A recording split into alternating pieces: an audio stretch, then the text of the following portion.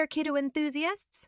Welcome back to our channel. Today we've got a delicious and nutritious treat in store for you, a mouth-watering keto chicken salad that's not only low-carb, but also packed with flavor. Let's dive into the video.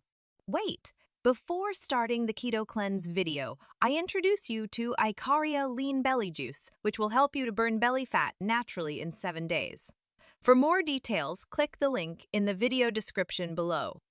Ingredients: 2 cups cooked chicken breast, diced on half or cup mayonnaise, 2 tablespoons sour cream, an half-4 cup diced celery, and half-4 cup diced red onion, 1 tablespoon fresh parsley chopped, salt and pepper to taste. In a large bowl, combine the diced chicken, mayonnaise, sour cream, celery, red onion, and parsley.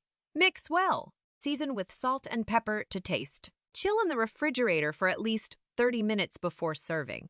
Ready to say goodbye to stubborn belly fat. To get the Icaria Lean supplement, click the link in the video description below. Thanks for watching.